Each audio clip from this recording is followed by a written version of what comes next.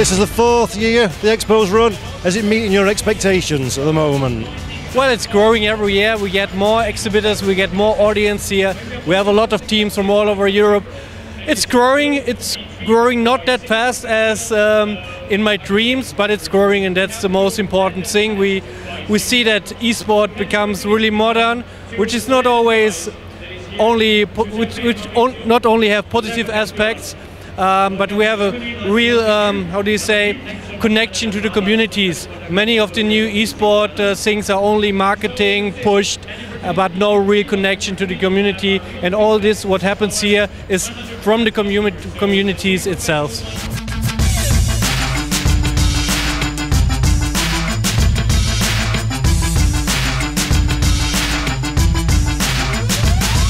We need to make motorsport for more people than only the really rich people like Stroll, who's in a Williams for many millions. That's not my idea of motorsport. And sim racing is the possibility to bring motorsport and structured motorsport to a lot of to more people than the real racing. And my hope is that people with that passion can do their passion at home and organized. Every time I did sim racing, my heart was pumping like hell. 170 heart rate. If somebody's behind you, you feel the pressure, and that feels exactly like I'm in a real car. Really exact the same. Okay, if you crash the real car, it's expensive. Here it's not. So the level you want to take risk in sim racing is much higher than in real life.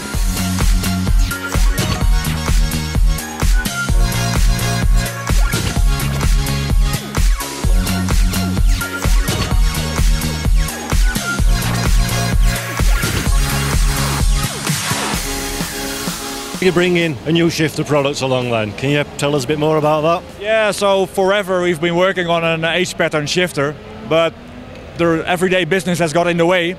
But now we've got Remco Hitman on board at the company, so he's freeing me up so I can do more development again. And that means that I can finally finish the damn shifter. And it's already working mechanically quite well, still some things to tweak. But that's going to be our next product in 2018.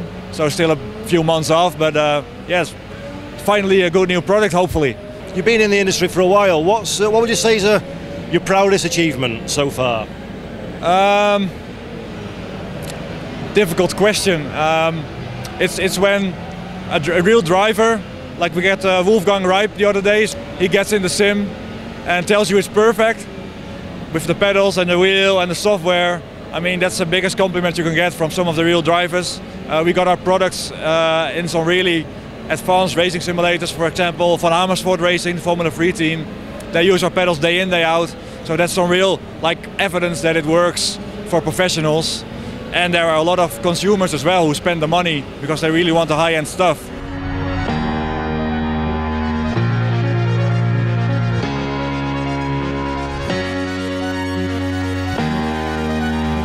The pedals are now about 4 years old, and I'm starting to get ideas, you know. So I hope to be sketching and designing and doing prototypes over the next year or so, and perhaps we can improve them.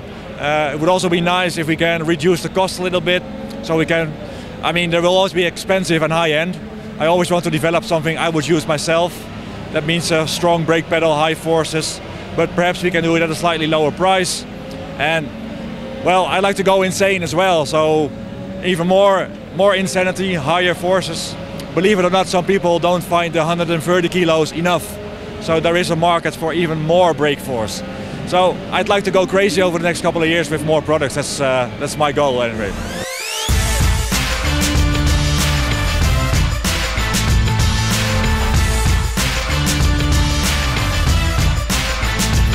Many people get the first time in touch with sim racing here, which is good to show our passion. But we need also products and exhibitors for an entry level of sim racing. I don't want to name this possible exhibitors, but it should be possible to buy a steering wheel for 300 euros to get started in sim racing, to get connection to the communities, which maybe we have some offer for you. and this is the main goal for the next years. And we already have one of those which can offer products on that level. Sim racing's obviously a passion for you, and it's a passion for us. What sort of things would you say to encourage them to join the sport that we all love? Well, it's pure racing. In the end, it's racing. You compete. You're on the track. You need to discuss with your wife when you want to get in the car, which is quite the same like in real life. And as I said, the emotion in the simulator, in the car, is the same. So you can have a really good feeling of what Lewis Hamilton is experiencing, or Vettel, or those guys. If you're in a battle in sim racing, you get a good feeling what these guys are doing on the real track.